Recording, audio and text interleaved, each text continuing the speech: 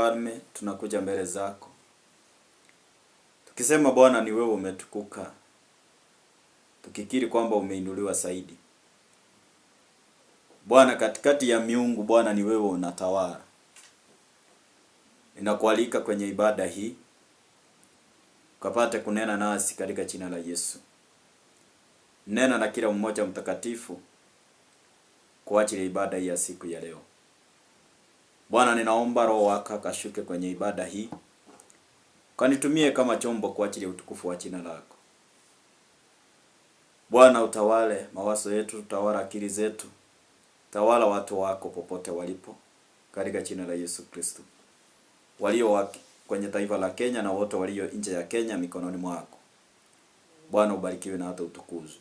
Kwa jina la Yesu tunaomba na hata na kwa nini. Sema amina. Basi ni furaha yangu kubwa kuwa pamoja nawe kwenye ibada hii, na ninatumai kwamba utabarikiwa katika ibada hii ya siku ya leo, maana Mungu ni mwema na ako na mpango mwema kwa ajili yako, na zaidi ya yote ataenda kuzungumza nawe kwenye ibada hii kwa sababu yeye ni mwaminifu, katika jina la Yesu Kristo. Basi ni furaha yangu siku ya leo kukuwa na wewe kwenye ibada hii, na ninaamini kwamba Roho wa Bwana atanena na wewe katika ibada hii, na utabarikiwa utakapochukua nafasi yako kunisikiliza. Na ninajiwanga kwamba si wote ambao nimetumwa kwao, lakini kuna wale ambao nimetumwa kwao. Basi wale nimetumwa kwenu ndio nimekuja kuleta neno hili kwenu. Nataka kuongea kuhusu open doors, kufungua milango. Itilafu iko katika upande ule wa Facebook. Sijui ni pepo gani hiyo inakuanga inasumbua wale watu kwenye Facebook. Kwa sababu ni mambo ya mtandao, sometimes unakuta ya kwamba inaleta hiyo itilafu, lakini kwa neema ya Mungu atapata kufikia kila mmoja.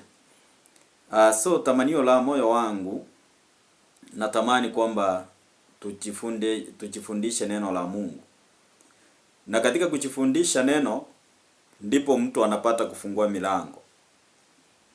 So uwezi ukafungua mlango usiyojua mlango uko wapi. Bwana asifiwe. Kwanza mtu anafungua mlango iwapo ameona hiyo mlango. Hivyo ni vyema uelewe kwamba kuhusu milango, ndiposa nikaweze kuonyesha yale ambao jinsi milango inafungwa, na nikuonyeshe jinsi ambapo milango inafunguliwa. So ni vyema kwanza uelewe kuhusu milango. Katika maisha ya mtu kuna milango, na katika milango hiyo lazima uelewe ya kwamba hiyo milango inafanya kazi. So I'm talking about open doors. Na maandiko yanasema ya kwamba katika kitabu cha Joshua chapter number 1 and Joshua chapter number 6 verse 1 to number 3. Maandiko yanasema milango ya Yeriko, milango ya kuingia mchini Yeriko ilikuwa imefungwa imara kwa ndani kuwazuia Waisraeli wasiingie. Hakuna mtu aliyeweza kuingia wala kutoka katika mji huo. Bwana asifiwe. Haleluya. So maandiko yanasema kwamba mlango katika mji wa Yeriko,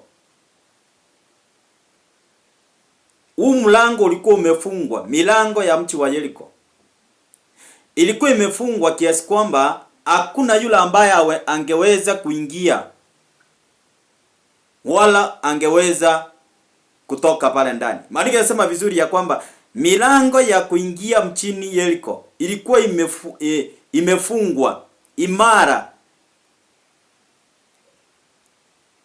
imara kwa ndani kuwazuia Waisraeli wasiingie. Bwana asifiwe sana. Kwa hivyo hii milango ilikuwa imefungwa the purpose ya kuwafungia wana wa Israeli wasiingie. Na walisema kwamba hakuna yule angeweza kuingia. Hakuna mtu aliyeweza kuingia wala kutoka katika mchi huo. Verse number 2. Verse number 2. Mwenyezi Mungu akamwambia Joshua, angalia mimi nitaitia mikononi mwako mchi wa Yeriko pamoja na ufalme wake na askari wake sucha. Wewe na wale watu wenye silaha wote mtazunguka huo mchi mara moja kila siku kwa siku 6. Bwana asifiwe sana. Kwa hivyo mchi wa Yeriko ulikuwa umefungwa kwa niaba ya wana wa Israeli wasiingie wala wasiweze kutoka. Kwa hivyo hakuna mtu ambaye alikuwa anaruhusiwa kuingia wala kutoka. So katika maisha ya mtu ama katika jamii kuna milango ambayo unakuta kwamba hiyo milango imefungwa. Hairuhusiwi mtu kuingia wala kutoka. Kuna watu ambao unakuta kwamba milango imefungwa ya ndoa. Bwana asifiwe sana. Kuna wale unakuta kwamba milango imefungwa ya kifedha. Kuna wale unakuta kwamba milango imefungwa ya kupata watoto. Ndio unakuta kwamba katika kitabu cha Job, tusoma hapo na wewe. Wala watu wa Facebook sijui tawafanyaje ili nanyi mpate neno. But we are working out about that issue. Tutarudi hewani muda mfupi ambao unaokuja. Twende katika kitabu cha Job chapter number 3 verse number 10. Job chapter number 3 and verse number 10. Maandiko nasema hivi, maana usiku huo haukulifunga tumbo la mama wala kuficha taabu nisione. So Job anaambia Mungu ya kwamba usiku huo haukuweza kufunga mlango wa tumbo la mama yangu. Hebu nikusomea hii verse nyingine. Ili ukaweze kupata kuelewa. Job chapter number 3 and verse number 10. Kuna milango katika maisha ya mtu na hiyo milango inaweza ikafungwa. Bwana asifiwe sana. Na wakati hiyo milango unakuta ya kwamba inafungwa, basi unakuta ya kwamba hiyo milango ikifungwa kila kitu inakuanga imefungwa maisha ya mtu. Biblia inasema kwa sababu haukuifunga milango ya tumbo la mama yangu wala kunifichia taabu machoni. Kwa hivyo huyu mtu wa Mungu anaangalia, anaona ya kwamba Mungu hakuweza kufunga tumbo la mama yake ili asije akasaliwa wala taabu hii yote ambayo anakutana naye. Bwana asiwe sana. Sasa kuna watu ambao unakuta kwamba milango imejifunga kwenu, mpaka kupatikane mtu ambaye anaweza kuwa ameinuliwa kufungua hiyo milango. Kuna wengine unakuta kwamba wamefungwa milango ya kuoa. Ama wengine unakuta kwamba ni wanadada wamefungwa milango ya kuolewa. Kuna siku moja ambaye nilikuwa naombea mtu mmoja. Walikuwa vizuri sana na mume wake kwenye ndoa. Hakukuwa na tatizo. Lakini kukafika siku moja ambapo yule mtu ambaye ni mtu wa Mungu, maana alikuwa ni mchungaji, lakini walikuwa nakaa vizuri pamoja na mumewe, mpaka siku ile ambapo walipeleka mahali. Baada ya kupeleka mahali, hapo ndipo walikuja sasa wakatengana. Baada tu ya kutoka kupeleka mahali, hapo ndipo sasa unakuta kwamba yule mtu sasa alikuja na hawakupelekana na mume wake tena na wakaachana. Bwana asifiwe sana. Kwa nini? Maana hii familia ilikuwa imefungwa milango ya kuolewa. Ndoa haikuwa inakubalika. Sasa siku ile ambapo yule mwanaume alienda kwenye ile poma, maana kulikuwa kwamba Jericho kulikuwa kumefungwa kwamba hakuna wa kuingia wala wa kutoka. Sasa yule aliyepeleka mume wake kwenda kulipa mahali, maana ameingia na kumesuiliwa, hakuna wa kuingia wala kwa kutoka, waliachana. Bwana asifiwe sana. Sasa ni lazima mtu wa Mungu elewe ya kwamba katika milango ya kwenu inazungumza juu ya nini? Milango. Job anasema ya kwamba au kufunga mlango wa tumbo la mama yangu. Kwa hivyo hata kujifungua watoto ni milango. Kuna watu ambao wamefungwa milango ya kujifungua watoto. Kuna watu ambao hawezi wakapata watoto, maana wamefungwa milango ya tumbo. Tumbo zao zimefungwa zisipate watoto. Na hakuna mlango ambao umetengwa usiokuwa na kufungwa. Kila mlango uko na kufunguliwa na kufungwa. Bwana asifiwe sana. Kuna mlango wa kufungua na bado huo mlango utafunguliwa. Lakini lazima kuhusika na mtu ambaye atakayeweza kufunga na kufungua mlango huo. For example, unakuta kwamba kuna yule mtu anatangulia kutoka, atafunga huo mlango ama atafunga hiyo gate. Na yule mwenye atarudi nyuma ndiye anahakisha kwamba mlango umefungwa. Sasa katika maisha pia ama katika jamii kuna watu ambao milango ilifunguliwa na mtu. Na kusipopatikana mtu ambaye anaweza akafunga milango ama kusipopatikana mtu ambaye anaweza akafungua mlango, basi kutakuwa na shida katika jamii hiyo. Bwana asifiwe sana. Job anasema kwamba siku ile haukufunga, usiku huo haukufunga mlango wa tumbo la mama yangu, ndiposa nikasaliwa, na hukunificha taabu zangu. Bwana asifiwe sana. Kwa hivyo Job anaangalia anakuta ya kwamba mama yake tumbo lake lilifunguliwa ili akapate kupata mtoto, ili akapate kufunguliwa. Kwa hivyo angeweza kupata mtoto basipo milango imefunguliwa. Bwana asifiwe sana. Kulihusika na mtu ambaye maishani mwako alifunga milango yako. Kulihusika mtu ambaye alipata kujifungia milango yake. Bwana asifiwe sana. So I need you to understand jinsi ya milango ambayo inafungwa maisha ya mtu. Bwana asifiwe sana. Maana kuna watu ambao milango yenu imefungwa. Wale watu wa Facebook tumerudi hewani. Kuna watu ambao milango imefungwa, milango ya utajiri. Unajua utajiri ni milango. Kuna watu ambao milango imefungwa ya kuingisha magari. Hoja hiyo, na kuna familia unakuta iko na baiskeli peke yake. Unakuta brata mkubwa hakuna baiskeli, wa pili hakuna baiskeli, wa tatu hakuna baiskeli, wa nne hakuna baiskeli, hata wasichana unakuta wako na baiskeli. Yaani hiyo familia imewekwa, hiyo ndio itakaa naye. Na kuna wengine unakuta kwamba wamewekwa, yaani hawezi wakanunua nguo mzuri, milango. Bwana asifiwe sana. Maana maandiko yanasema kwamba milango ya Jericho ilikuwa imefungwa, hakuna wa kuingia wala kutoka, kwa niaba ya wana wa Israeli. Kwa hivyo ilikuwa na tension kwamba wale wamefungiwa milango hiyo ni wana wa Israeli. Sasa unaweza kuta kwenu kumefungwa katika jamii na ndugu ya baba yako, watoto wake wanaendelea, lakini nyinyi mumekwama. Ujaiona hata unakuta kuna mtu ameoa wanawake wawili. Na katika kuoa wanawake wawili unakuta kwamba katika jamii hii nyumba nyingine ama ya huyu mwanamke mwingine kumeendelea, ama wale watoto wake wameendelea, lakini na huyu mwingine watoto wake wote wamekwama. Ujaiona kitu kama hiyo?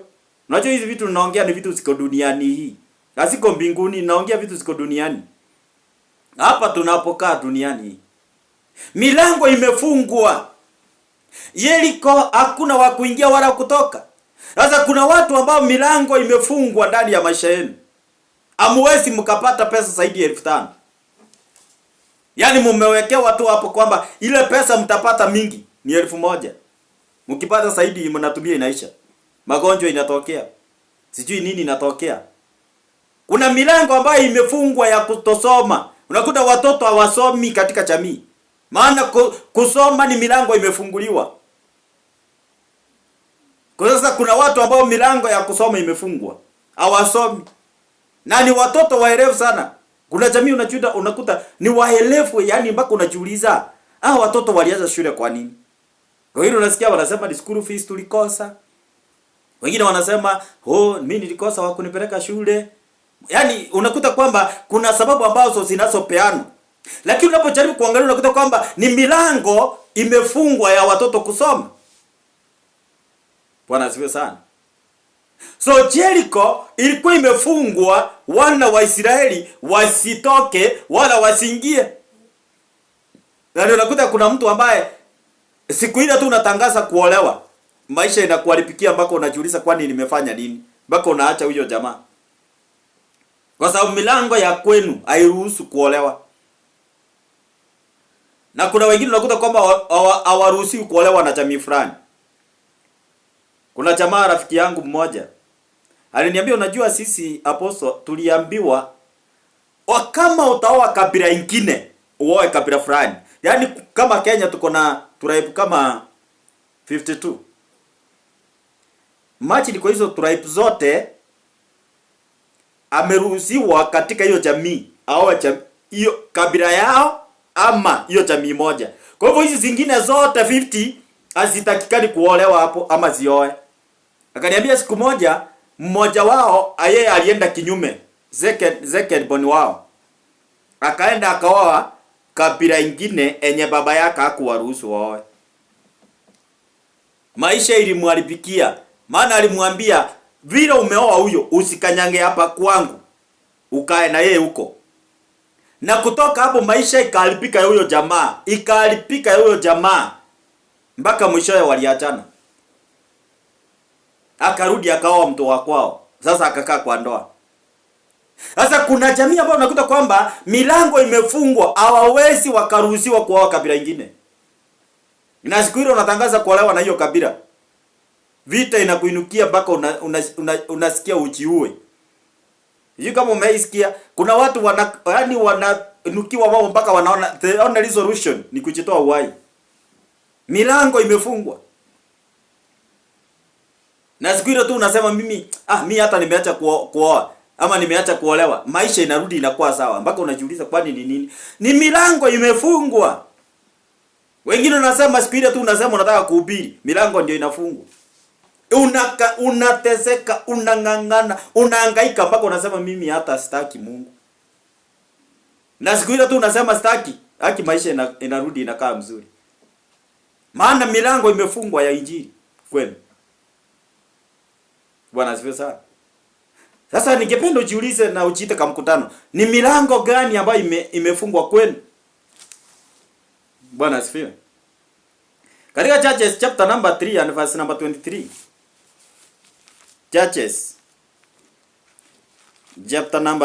Judges ni Waamuzi. Chapter number 3 and verse number 23 all the way to number 25. Ulikuwa na mtu hapa aliingia na akajifungia milango. Katika Judges chapter number 3 and verse number 23, neno linasema hivi: kisha Ehudi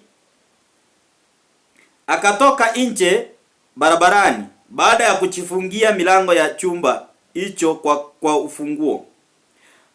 Ehudi alipoondoka, watumishi wa mfalme wakarudi, walipoona milango yote ya chumba imefungwa. Walifikiri amekwenda kujisaidia chooni umo ndani ya nyumba. Wakaongojea mpaka wakaanza kuona waziwazi.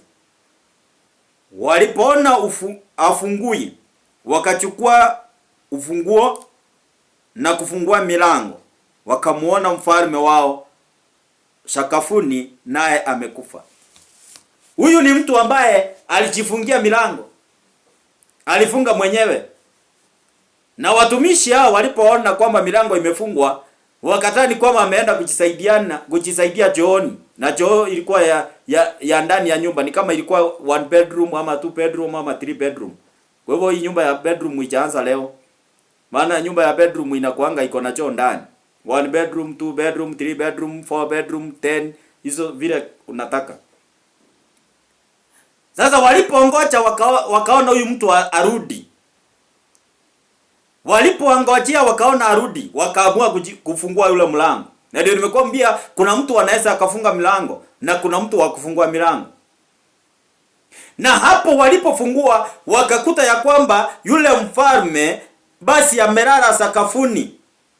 Na katika kulala sakafuni kwake basi amekufa. Sasa kuna watu ambao milango yao imefungwa. Na katika milango kufungwa, watu kufia katika hiyo milango. Maana kuna watu ambao wanafungiwa milango mpaka wanakufa kwa shida. Kuna watu wanafungiwa milango mpaka ndoa zinakufa. Kuna watu wanafungiwa milango mpaka biashara inakufa. Kuna watu wanafungiwa milango mpaka huduma inakufa. Kuna watu wanafungiwa milango mpaka miaka inaenda. Unajua kuna watu wameenda miaka yao mpaka hawezi olewa. Na mini milango ilifungwa mpaka akapita miaka ya kuolewa. Kuna watu milango ilifungwa mpaka wakapita miaka ya kuoa. Kuna vijana unawaangalianga hivi mpaka unasema hai. Mpaka unasema huyu brata yangu ataoa kweli. Milango ndio imefungwa hawezi oa. Ako na 45 years na baada afikiri kuoa. Yaani unataka kuniambia hakuna mwanamke anaona mzuri? Hakuna hata mmoja yeye anampendeza na ajifungiagi kwa nyumba anatembea. Kwa nini hakuna hata mmoja anapendeza macho yake? Basi ni milango imefungwa ya kuoa. Unakuta mwanadada ni mzuri mrembo kweli, lakini unamwangalia unakuta kabisa ana ndoa. Hata akijaribu kuolewa aolewi. Wenye anakutana nao ni waume wa mtu. Wenye anakutana na wao ni wale wa kumchezea. Wenye anakutana na wao ni wala hawajielewi. Unajua kuna watu hawana nyuma wala mbele, wako tu maisha. Lakini hao ndio anakutana na wao mpaka yeye anajiuliza kwani kunaenda aje? Kuna watu ambao milango imefungwa ya kusaidiwa. Yaani unakuta kwamba unakutana na watu wako na fedha, unakutana na watu ambao ni matajiri, lakini hao watu hakuna mtu ambaye ako na moyo wa kukusaidia. Kwa sababu ya kwamba milango imefungwa, hakuna watu ambao wakukua msaada kwako. Unakuta kwamba uko na hiyo sura yako yote, lakini milango imefungwa. Kuna siku moja niliombea mwanadada mmoja, nikamwambia Mungu akupatie kibali na kukutanishe mtu wa baraka. Maana kumbe milango yake ilikuwa imefungwa. Jamaa mmoja alikuja akamletea shilingi 70,000. Na akakataa hizo fedha. Akamwambia mimi sitaki pesa za devil worship, angalau hata angeniletea hizo pesa mimi nikule tupigane na devil worship. Sasa yeye anamwambia mimi jamaa sitaki hizo pesa zako za devil worship, na nimemwombea milango yake ifunguke ya kifedha. Sasa kuna watu ambao milango ya kifedha imefungwa kweli. Mpaka wakati hapo mtu anakuja kuwabariki mnakaa amuoni hiyo baraka. Mnaona ni devil worship hapa. Mnaona ni Illuminati amekuja hapa. Kuna watu milango imefungwa hivyo. Basi hata wakati kwa kubarikiwa amfahamu wakati wenu wa kubarikiwa umefika. Walikasema kwamba huyu mtu akafunga milango, na wale watumishi wake walipoenda kumwangalia wakakuta ya kwamba jamaa amekufia kwenye sakafuni. Basi kuna watu ambao wamefungwa katika milango, basi unakuta kwamba wanakufa milango yao, maana wanakufa katika premature death. Kuna watu wako na hiyo roho ya kukufa kifo cha mapema. Milango iliyofungwa. Bwana asifiwe sana. Maandiko sema kwamba pale Second Chronicles chapter number 23 verse number 4. Natamani uelewe ili ukaweze kufungua milango yako. Second Chronicles chapter number 23 and verse number 4. Sijui Biblia yako inasemanga aje wewe. Verse number 4, my version hii inasema ya kwamba hivi ndivyo watakavyofanya theluthi moja yenu, nyinyi makuhani na Walawi mtakaoishi Samu siku ya Sabato, mtayalinda malango. Wakapewa agizo ya kulinda malango siku ya Sabato, makuhani. Bwana asifiwe sana. Sasa kuna watu ambao milango yenu imefungwa, na kuna watu ambao wanaitwa monitoring spirit wamekaa kwenye malango. Sijui kama unaelewa hii mambo wewe. Unajua kuna mahali ambapo unakuta kwamba mahali pale kwenu unakuta kuna mahali ambapo watu wanakaanga. Kuna mahali ambapo unakuta kwamba labda ni junction na watu wanakaanga hapo. Sasa watu hao wanapokaa, yani unakuta katika ile milango yenu ya kuingia kuna watu wanakaanga hapo. Wakati ambapo bwana yake anakuja kwenu, kuna watu wanasema bwana yake amekuja. Kuna mke wake amekuja. Yani wamekaa hapo, kazi yao ni kuchungulia. Wamepepa leo wamekuja na unga. Leo wamekuja na sukari. Leo wamekuja na kabebe bag. Yani wako hapo kwa ajili yao kuangalia kile ambacho kinachoingia. Yani kazi yao wako kwenye malango. Kazi yao ni kulinda malango ili mtu asiingie wala kutoka. Na ndio unakuta ya kwamba mpendwa, hata kuna watu ambao wanaitwa mawatchman. Mawatchman kazi yao wanakanga kwenye milango, wanakanga kwenye gate. Na wakati wanapokaa hauwezi ukaingia pasipo ruhusa yao. Hauwezi ukatoka pasipo ruhusa yao. Kuna wakati nilikuwa watchman, nikikwambia mimi ninajua. Nilikuwa watchman kule Nairobi mahali kunaitwa Fedha. Nilikuwa watchman huko. Na nilikuwa na rungu. Sikuwa na bunduki, nilikuwa na rungu ndio nilikuwa nachunganga nayo. Sasa pale kwa gate nilikuwa ninachunga, mtu akikuja na gari, lazima niangalie hiyo gari imepepa nini. Ndio so nimruhusu aingie ama nikataa asiingie. Bwana asifiwe sana. Wakati mtu anatoka kwa hiyo plot, lazima kwanza nimruhusu kutoka. So nilikuwa na mamlaka ya kuruhusu mtu kutoka na kuruhusu mtu kuingia ama nikatae. Kuna huyu Muhindi ambaye alikuwa ni MP Nairobi. Nimesahau anaitwa aje. Pale Mombasa Road.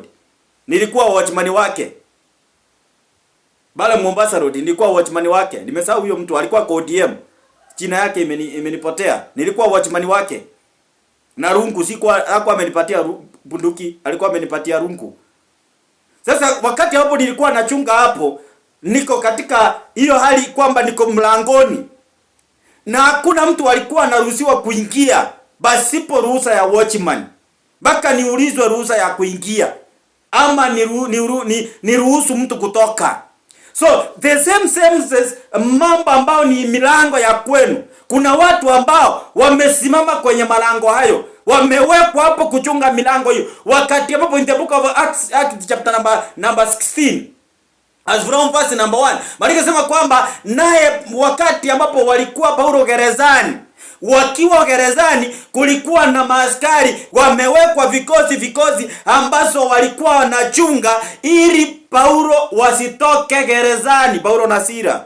Kwa hivyo walikuwa na monitor, walikuwa na masocha, walikuwa na maaskari ambapo walikuwa wanachunga gate ili mtu asiingie wala kutoka. Bwana asifiwe sana.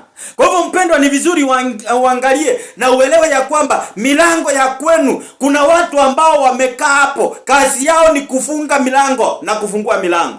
Wale wanaotaka waingie wataingia, na wale wasiotaka wasiingie hawataingia, kwa sababu kazi yao ni kuchunga milango. Hakuna mlango usiokuwa na askari. Ni vile uwezi ukawaona. Ni vile uwezi ukawaona. Kuna watu ambao milango imefungwa kwao. Wangekuwa wako Amerika leo tunazungumza. Lakini kwa sababu milango yenu ilifungwa, sasa unakuta kwamba milango ilifungwa mkapotelea kwa pusa. Na sasa hii mngekuwa Amerika, mngekuwa mnatuzumbua hapa pastor tuombeeni. Maana tunawaombea Mungu fungua milango, na milango yenu mnafaa kuwa Amerika. Hallelujah, people of God.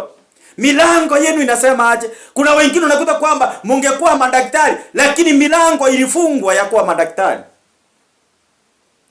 Sasa ile kazi mnafanya ni kazi si yenu. Bwana asifiwe sana. Kwa sababu milango inapofungwa, kuna watu ambao unakuta kwamba milango ya kazi ya maana ilifungwa. Kazi mnaofanya ni kazi ya vibarua, ni milango ilifungwa.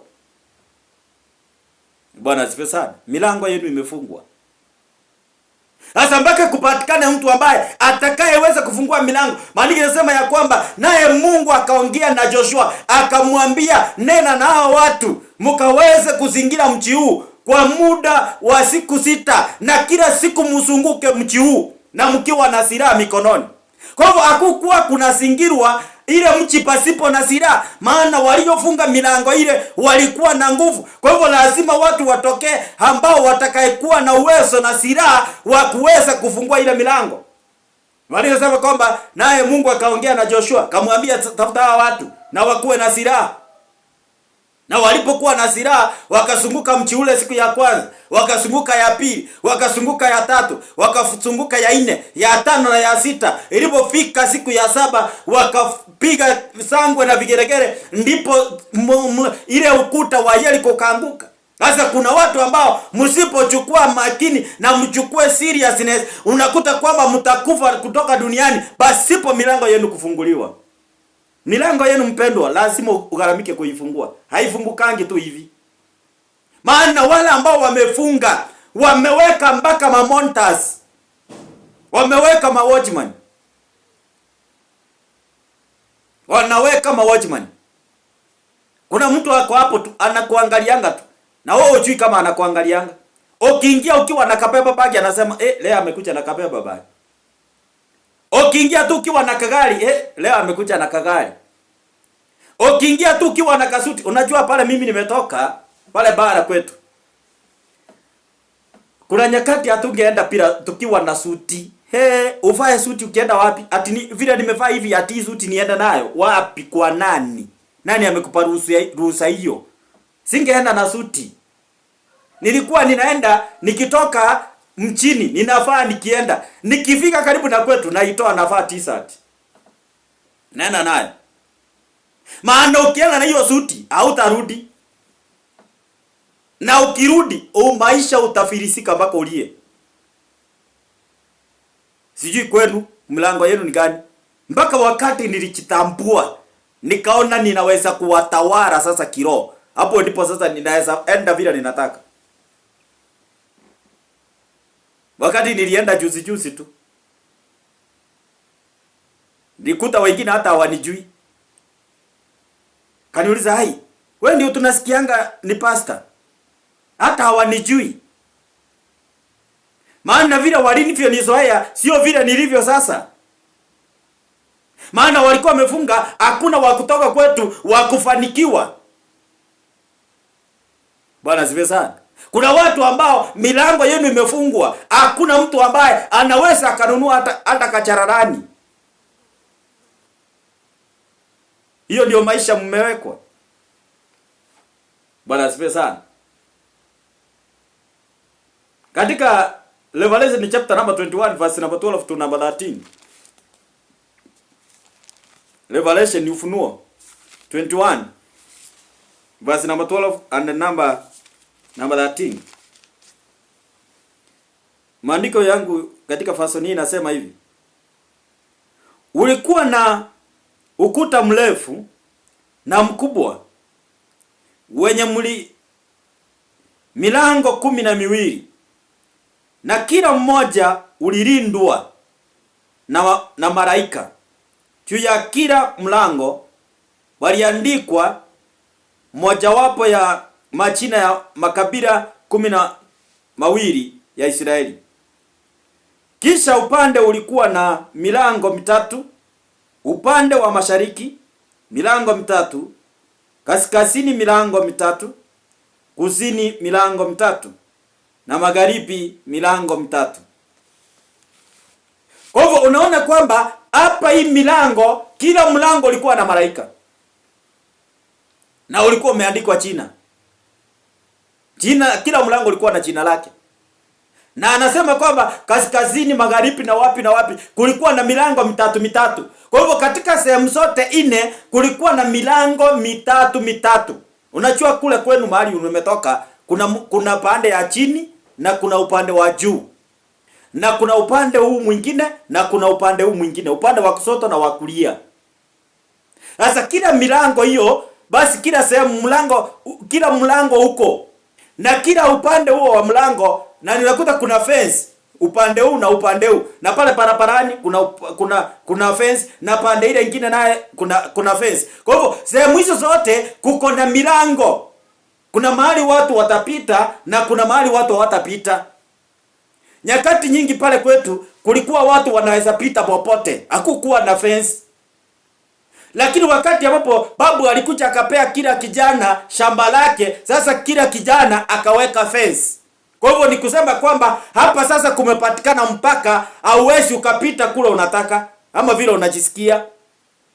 There is no trespass. Kuna siku moja nilikuwa naombea msichana mmoja Mombasa, amefungwa gerezani. Na kule amefungwa kwa sababu ya trespass. Alicross tu mahali hivi na akatekwa nyara kutoka hapo, akapelekwa gerezani. Trespass. Sasa maandiko sasa kwamba kila malaika alikuwa kwenye lango. Sasa ni lazima leo ya kwamba kila mlango wa kwenu kuna monitoring spirit ambayo inachunga mlango huo. Kuna mlango ambao inachunga watu wasiolewe. Kuna mlango ambao unachunga watu wasipate mali. Kuna mlango ambao unachunga watu wasipate afya. Kuna mlango ambao unachunga watu wasitoke mji huo. Unajua kuna watu hawezi wakaenda mjini. Mtu anasaliwa mashambani, analelewa mashambani, anasomea mashambani, anakufia mashambani, baada ameolewa mashambani, alioa mashambani. Yaani kila kitu ni mashambani. Bwana asifiwe sana. Kuna mtu hata ukimuuliza leo hii Nairobi ni wapi, hawezi kuambia, maana ajui. Na si makosa yake, milango yako imefungwa. Mtu aendange mjini. Na watu wamefungwa hivyo. Na ukienda mjini unaota kurudi kwenu. Unaanza kuwaza vile utarudi kwenu bara. Milango ya kwenu. Sasa ni lazima mpendwa ukaweze kupigana na milango ili ukaweze kufungua milango ambao milango iliyojifunga kwenu. Haleluya. Milango ya kwenu inasemaje? Ni nani ambao ninazungumza na yeye kwenye ibada hii? Ningependa ninapokufundisha mpendwa ukachite kama mkutano. Ndiposa ukaweze kuangalia uone milango ile ambayo imejifunga kwenu ni milango aina gani? Maana kuna milango ambayo imejifunga.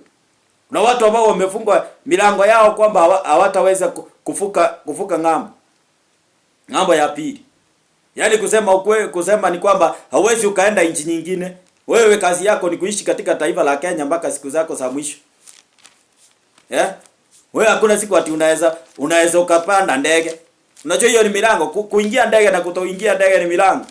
Kwa hivyo kama unakuta kuna familia ambao unakuta kwamba zimefungwa milango yao, hawezi wakasafiri na ndege. Siku zote hakuna siku ambao unaweza ukaingia kwa ndege. Mimi nakataa hiyo.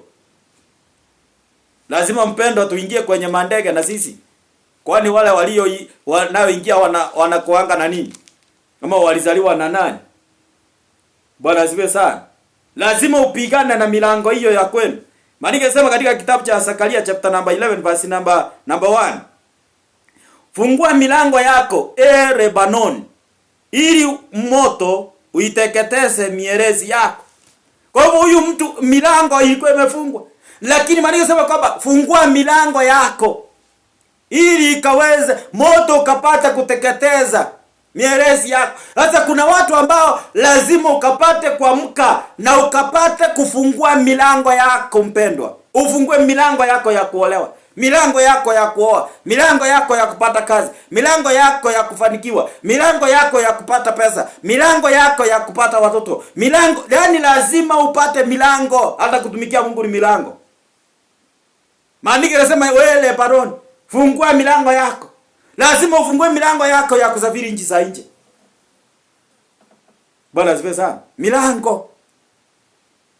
Usiongoje mtu akufungulie milango. Kuna milango iwezi ikafunguka basipo kuhusika mtu ambaye anaweza akaamua kufungua milango. Jericho walikuwa wamefungiwa. Mpaka siku ile waliamua kufungua hiyo milango. Sasa na wewe lazima uamue ukafungue milango, ufungue milango. Unajua kuna mtu mmoja alikuwa ameniambia tuende kufanya evangelist. Na aliponiambia tuende kufanya evangelist, na pole kwa kusema hii, mimi nikasikia ndani yangu sitaenda. Sasa nilipokuja nikiomba, nikasikia Mungu ananiambia watu hawako kwa nyumba zao, watu wako kwenye anga. Kwa hivyo ndio watu wakaweze kukuja, basi wakapata kuingia katika kanisa, hawahitaji uende kwa milango yao. Unahitaji wafungue kwenye anga. Kwa hivyo watu kumbe wako kwenye anga. Watu hawakai kwenye milango. Wamefungiwa milango nje. Yaani unakuta kwamba ni kanisa yes, lakini watu wamefungiwa wasiingie. Kwa hivyo unakuta kwamba yes, pastor anaomba, lakini milango imefungwa ya watu kuingia katika kanisa. Bwana asifiwe sana. Mpaka akaweze kuomba na kufunga, akapate kufungua watu kwenye anga, milango ya rohoni, wale watu wakaachiliwe waingie kanisani. Na ndio unakuta kuna mtu unakuta ako karibu na kanisa, na hiyo kanisa iko hapo kabisa, inaweka kesha, huyo pastor anakuanga hapo kila siku, lakini mtu atoki hapo aingie, na ni jirani wa hiyo kanisa. Sio kwamba hataki kwa hiyo kanisa ama hataki hiyo kanisa, lakini amefungiwa milango asiingie kwa hiyo kanisa. Ama milango ya ile kanisa imefungwa watu wasiingie. Sasa mtu asipotokea, mtu aliye rohoni akatambua kwamba kuna milango imefungwa katika ulimwengu wa kiroho, watu wasikuje kanisani, watu watakaa kwa nyumba zao. Utaenda wahubirie kwa nyumba, ukitoka hapo wanasema sisi hatuendani kanisa. Wacha waende tu. Sisi tulikuwa tunataka maombi. Siku moja nilienda doa to doa. Ndio maana mimi sipendi. Mimi sipendi doa to doa actually. Sasa nilipoenda doa to doa, nakumbuka kuna mahali niliingia. Nikapisha mlango. Tulikuwa na kijana mwingine. Sasa tulipopisha mlango, huyo mama alifungua. Alipofungua akatusalimia. Kamwambia huyo kijana akamwambia sisi ni Maximum na wacha dadi aongee. Nikasema mimi am apostle fulani, natumika na kanisa fulani, tumewaletea injili. Akaniambia sisi hatuhubiriwi injili. Hiyo kitu ikanifunja moyo. Nikamuuliza kwa nini hamhubiriwi? Kaniambia sisi hatutambui hiyo. Mimi kutoka siku hiyo sipendi kwenda doa to doa. Sipendi, labda Mungu anipee tu hiyo neema. Lakini mimi sipendi. Na sinanga hiyo wito mimi. Mimi naamini nifungue watu kwenye anga wakuje. Na mimi hakuna siku tangu siku hiyo, hakuna siku nimeienda doa to doa kuhubiria watu mimi. Bwana asifiwe sana. Kwa hivyo nikusema aje, milango imefungwa. Kwa hivyo ukiwa mhubiri usipofungua milango ya huduma, utakauka hapo, unaomba hapo, unalilia Mungu hapo, lakini hakuna mtu anaingia. Baka ufungue milango, watu waingie mpendo. Kuna wazee wako kwenye mabarabara, wako kwenye junction, wamesema hakuna mtu wa kukuja hapo. Na wewe unakaa hapo unacheza hapo. Hawataingia. Baka upatikane mtu ambaye atasimama kwenye ulimwengu wa kiroho, afungue watu kwenye anga, milango hiyo ifunguke. Bwana asifiwe sana. Nataka tusome katika Isaiah 45 verse 1 and number 2, ndio nikupeleke zile vitu ambazo zinafunga milango na jinsi ya kufungua milango. Tuende Isaiah 45 and verse number 1 and 2. Isaiah 45 verse 1 and number 2. Biblia inasema hivi. Mwenyezi Mungu asema hivi juu ya Kodeshi: wewe ni mfalme wangu, niye kuteua. Mimi naitengeneza nguvu yako ili uyashinde mataifa mbele yako na kuzifunja nguvu za wafalme.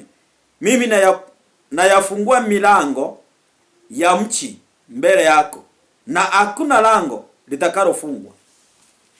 Huyu ni mfalme, Mungu anaongea naye, anamwambia mimi ndio nimekuteua. Na nimekuteua. Na katika kuweza kukuteua ili ukaweze kufanyika mfalme wangu, basi ngasa katika hii ambao nimekuteua, basi kule unapokwenda ile milango ambayo iko mbele yako, hiyo milango nitaifungua na hakuna mtu ambaye atakayeweza kufunga hiyo milango. Kwa hivyo kuna milango ambao imefungwa ndani ya maisha ya watu, mpaka kupatikane mtu ambaye atafungua milango. Maana Maandiko yanasema Kodesh ambaye ni mfalme, milango ilikuwa imefungwa. Mungu akamwambia mbele yako nitafungua hiyo milango na hakuna atakayeweza kufunga hiyo milango tena. Bwana asifiwe sana. Lazima kupatikane mtu ambaye atakuwa mbele yako akufungulia ile milango ambayo iliyofungwa. Kodeshi anaambiwa ya kwamba wewe ni mfalme wangu, nimekutagua. Lakini katika hiyo lazima kule mbele yako nikakufungulie milango, na ile milango nimefungua kule unakwenda. Hakuna wa kufungua. Nimefungua tayari na hakuna wa kuja kufunga hiyo milango. Kwa hivyo mpendwa, ni kusema ya kwamba katika maisha ya mtu lazima kukuwe na milango ambaye mtu atakayefungua. Kuna watu wamefungwa, milango yao imefungwa, na niwaombe sana. Danieli alikuwa anaomba in the book of Daniel chapter number 10 and verse number 21. Danieli alikuwa anaomba kuomba, lakini maandiko yanasema kwamba naye kukawa mbingu imefungwa kwa ajili yake. Maombi haikujibiwa. Basi kuna watu ambao maombi yenu yamefungwa, anga yenu imefungwa, milango ya kujibiwa maombi imefungwa. Hello somebody. Unajua kujibiwa maombi ni milango. Na kuna watu ambao milango ya kujibiwa maombi imefungwa. Kuomba sio shida, lakini huwezi ukajibiwa maombi. Milango. Sasa Mungu anaongea na Kodeshi, anamwambia kwamba bale ninakutuma unaenda. Na hapo mbele nimefungua milango yako. Na hiyo milango hakuna wa kufunga. Pendo, lazima ukaweze kujiita kama mkutano, ukafungue mlango ambao uliyoweza kufungwa kule kwenu. Milango ambao iko ndani ya maisha yako, lazima ufungue hiyo milango. Maana kuna wengine ambao nyinyi watu wakubwa sana, ni wafalme kama Kodeshi, lakini Kodeshi amefungiwa milango. Sasa unakuta na wewe ni mfalme mkubwa, lakini milango yako imefungwa. Wewe sasa labda ungekuwa ni MCA, lakini milango yako imefungwa. Wewe sasa labda ndio ungekuwa mwanabiashara mkubwa, lakini milango yako imefungwa. Ungekuwa sasa unafanya biashara na nchi ya nje. Wewe unaenda Dubai unanunua vitu unaleta Kenya. Unaenda Tanzania, unaenda China, unaenda Amerika. Lakini katika hiyo yote unakuta kwamba milango imefungwa. Bwana Yesu asifiwe sana. Milango imefungwa ya kufanya hiyo biashara. Wewe kazi yako ni kufanya tu biashara ya hapa Kenya. Na ilihali milango yako ni ya kufanya biashara na watu wa nje, watu wa kimataifa. Unakuta wewe ni mhubiri, umefungiwa milango, uwezi ukaenda kuhubiri nchi ya nje. Sasa milango yako ilifungwa, wewe unaishi tu ukihubiri hapo kijijini tu, lakini milango yako ya kwenda nchi ya mbali imefungwa. Bwana Yesu asifiwe sana. Milango imefungwa. Unafaa kwenda uhubirie wa Amerikani huko, lakini milango yako imefungwa. Umepaki kijijini, umepaki kuombea watu wawili, umepaki kuombea mtu mmoja, umepaki kuombea watu 10, na wewe Mungu amekuitia watu mamilioni ya watu, lakini kwa sababu ya milango ya watu imefungwa, hawakuji kwako. Hawakuji kwako. Bwana asifiwe sana. Milango yako ni gani mpendo? Imefungwa milango gani? Milango ya maisha yako ni gani? Kuna watu ambao unakuta kwamba milango imefungwa ya kupendwa. Na wapendwi. Kupendwa ni milango kama ujui. Kuna watu unakuta kwamba milango yao imefungwa. Kupata kazi hawawezi, maana milango imefungwa. Nilikuwa nachekesha mtu mwingine jana. Nikamwambia kuna siku nilikuwa naendanga kule Nyayo. Nikienda kutafuta kazi. Na certificate ya kazi tulikuwa tunaenda ni kutoa kitu kinaitwa ID. Na ID nilikuwa naye, sikuwa naye. Lakini naenda ninasimama hapo, ninaamkianga mapema, maana tulikuwa tunaajiriwa saa 2. Lakini naenda hapo nakaa hapo saa 1 niko huko mimi. Na imagine sasa hiyo nimetoka all the way from Kurukwanjenga, kule Paten. Nimetoka huko all the way mpaka kule Nyayo, na ninaenda miguu maana hata sina fare. Na ninapofika huko ninakosa hiyo kazi, narudi kwa nyumba. Siku moja nikajiuliza, sasa hii Nairobi, kwani nimekuja hapa kuteseka? Nikafikiria kurudi kwetu. Sasa nikaangalia kwetu naye nikirudi, hata huko kwetu naye nani atanisaidia huko? Nikasema afadhali hata nisukumane na huko mpaka kufunguke tu. Nikakaa hapo. Naenda narudi. Siku moja nilisema nitaenda saa 12 itanikuta huko. Na sasa hiyo unajua nilitoka Kurukwanjenga saa 11. Nikienda ili niende angalau nitangulie mbele. Na kuambia nitangulia mbele na ID yangu. Na ID yangu ndio niliachwa nayo na nikarudi nyumbani. Bwana asifiwe sana. Sasa ninapokuambia milango imefungwa, amini milango imefungwa. Kuna watu ambao wanatafuta kazi na kazi haifunguki kwa sababu milango imefungwa. Yaani unakuta unaenda na mtu kazi, anaingia wewe unarudi. Unaenda kuuza na mtu kitu kama for example, unakuta wewe unauza melon, let me use that. Na mwingine anauza maembe. Mtu anauza melon na wewe ununuliwi maembe. Na mlikuwa na yeye. Na mtu anafaa kule maembe na kule melon. Lakini sasa unakuta kwamba milango imefungwa yako. Wewe huwezi ukauza. Mimi nilikwambia siku nyingine nimeenda kuuza cake. Brown cake nilikuwa nauza mpaka KDF. Hizo zote nilikuwa nauza keki zote. Na sasa hiyo imagine kuna wanafunzi wengi shule tofauti lakini hawanunui zangu. Na tumepanga hivi na wengine. Niko na grade hapo imejaa lakini hakuna mtoto ananunua. Mpaka siku moja nikasikia nimejidharau. Maana ninauza na hakuna wa kununua. Nikakaa hapo nikasema ama acha niende nichipikie mwenyewe. Nikapika mifuko 6. Mimi najua kupika. Nikapika mifuko 6. Kwanza kwangu mwizo nilikuwa nimepika ni kubwa. Na unajua sikununuliwa. Niliuza paketi 3. Na sasa hiyo nimepepa na ile karatasi ilikuwa ya yellow kama unaweza kukumbuka. Zilikuwa kubwa sana hizo, zilikuwa zimechorwa farasi hapo. Nilienda nikatembeza haki sikuuza. Mpaka mwisho nilipeana free.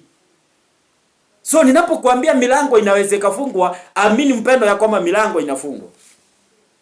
Sasa kuna vitu nataka uelewa hapa. Amen. Mambo ambayo ningependa uelewe katika mambo ya milango. Kuna vitu ambao zinafunga milango. Kuna vitu ambao zinafunga milango. Number 1, kutotimiza nadhiri. Wakati ambapo unaweka nadhiri, kisha unakosa kutimiza hiyo nadhiri, unajifungianga milango. Katika kitabu cha Mhubiri, tusoma hapo na wewe, ndiposa upate kusaidika. Bale Mhubiri, mlango wake ni wa 5.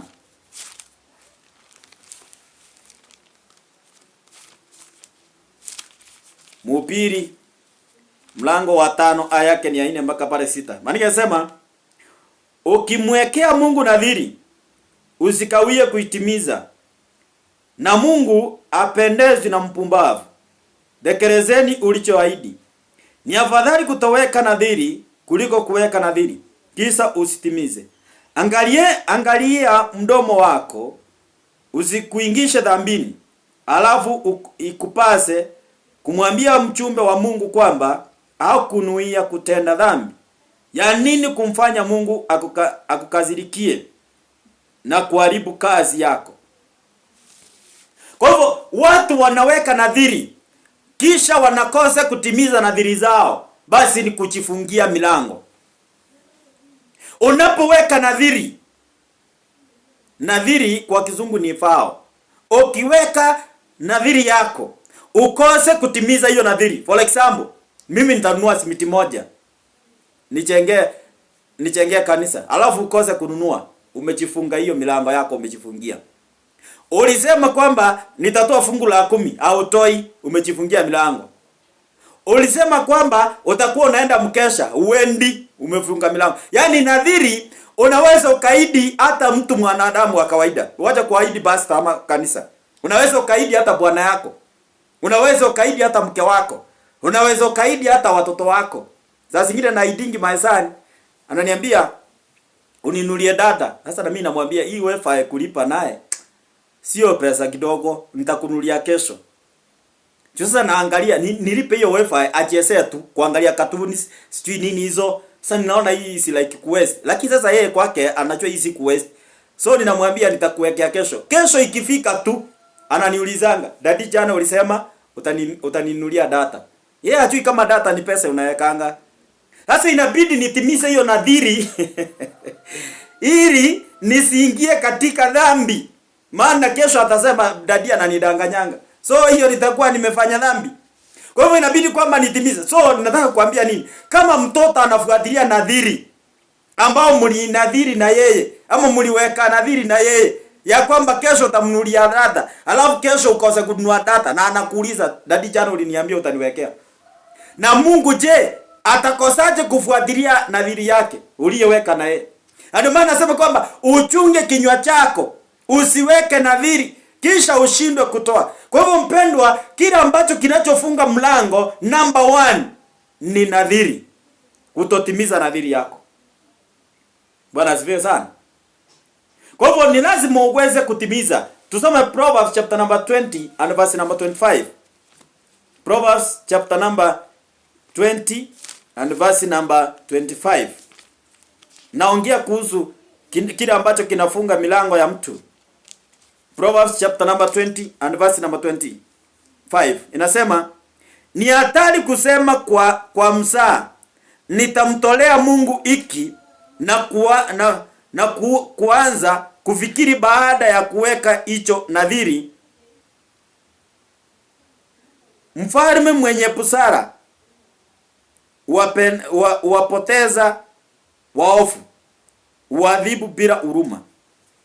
Kwa hivyo hapa tunaambiwa ya kwamba ni hatari kuwekea Mungu nadhiri kwa mzaha. Kwa hivyo Mungu huwezi ukamwekea nadhiri kimzaha, ati Mungu nitakufanyia hiki. Mungu si mtu wa mzaha. Kwa hivyo ukiweka nadhiri, mpendwa, ujue ya kwamba ni hatari. Maana inasema kwamba ni hatari kusema kwa mzaha, kumtolea ati nitamtolea Mungu hiki kwa mzaha. Kwa hivyo usikubali kuweka nadhiri kwa Mungu basipo kutimiza. Maana ukiweka nadhiri kwa mzaha, unajua kuna mtu anasema wacha tu niseme hivyo ndio wasione mimi sifanyangi.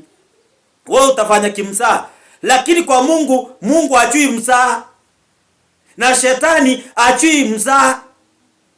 Ama unakuta mtu anakutana na boyfriend njiani na girlfriend. Sasa anamuwekea mzaha. Sasa anamdanganya. Anaona kuliko ni mkataza anisumbue wacha tu niitike. The moment tu umeitika, kwako ni mzaha, lakini kwake sio mzaha. Kwa hivyo hapo umejifunga hapo. Hiyo ndio nadhiri.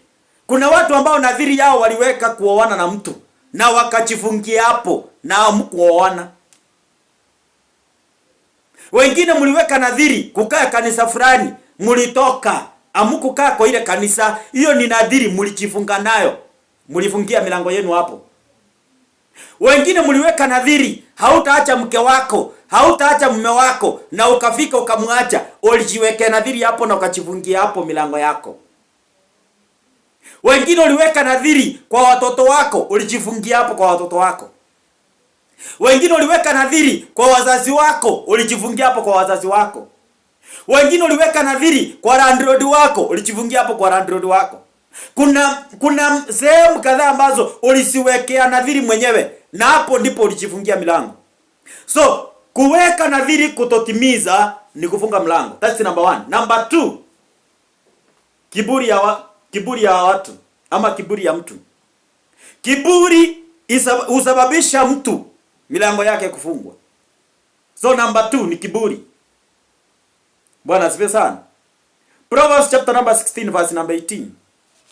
Proverbs 16 verse number 18. Maandiko yanasema hivi: kiburi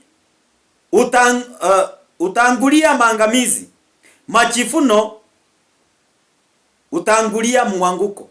Kwa hivyo kiburi utangulia kuanguka ama maangamizi. Kwa hivyo mtu anapokuwa na kiburi anasababisha milango yake kufungwa. Hata kama ulikuwa umeinuka, kiburi kikuingia, umejifungia milango.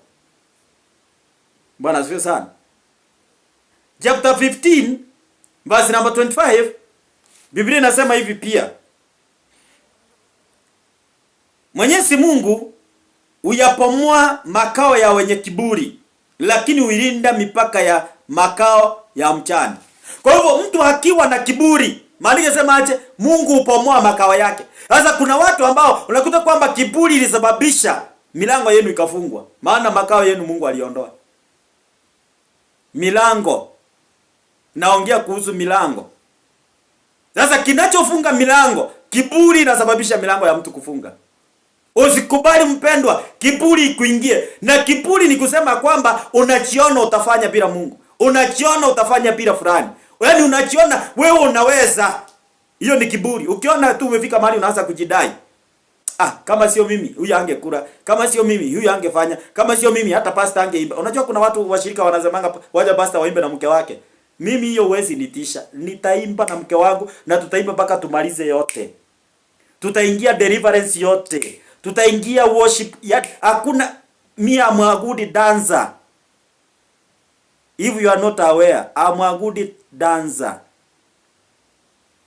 Kama una habari. Kwa hivyo nikichukua mic, nitaimba worship, niingie sifa na ni dance.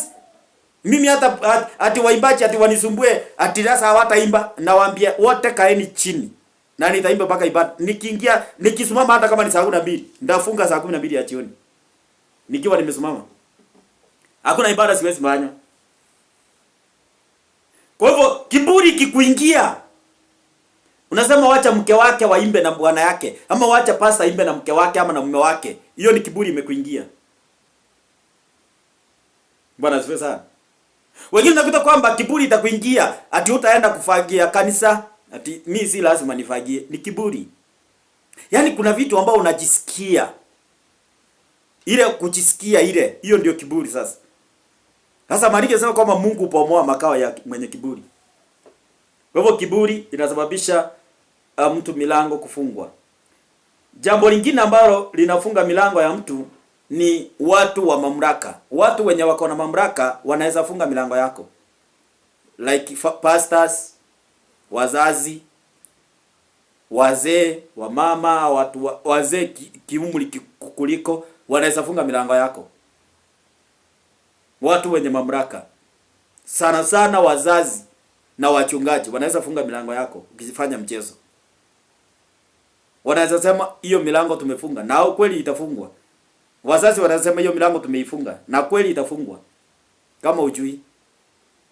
Na hata labda utasikia lakini watafunga. Hebu nikuonyeshe katika maandiko. Matthew chapter 18 verse number 18. Matthew chapter number 18 and verse number 18. Maandiko yanasema hivi. 18:18. Na waambieni kweli, mtakaro funga duniani itafungwa mbinguni, na mtakacho fungua duniani kimefunguliwa mbinguni. Hawa ni watu wako na mamlaka. Kwa hivyo mtu akiweza kufunga, ako na uwezo wa kufunga milango na afungue. Kwa hivyo hao watu walio na mamlaka wanaweza wakafunga milango na wanaweza wakafungua milango. Proverbs chapter number 30 and verse number 17. Turudi hapo. Proverbs chapter number 30 and verse number 17. Ni kuonyesha vile milango ya mtu inachifunga.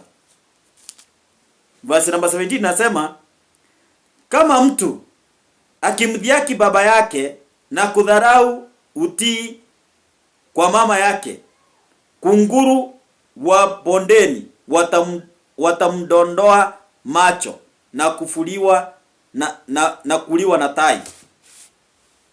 Kwa hivyo unaona ya kwamba iwapo mtu akimdhiaki baba yake na kudharau utii wa mama yake. Kwa hivyo mtu akicheza na wazazi awe mama yake ama baba yake, kunguru sitamtoboa macho.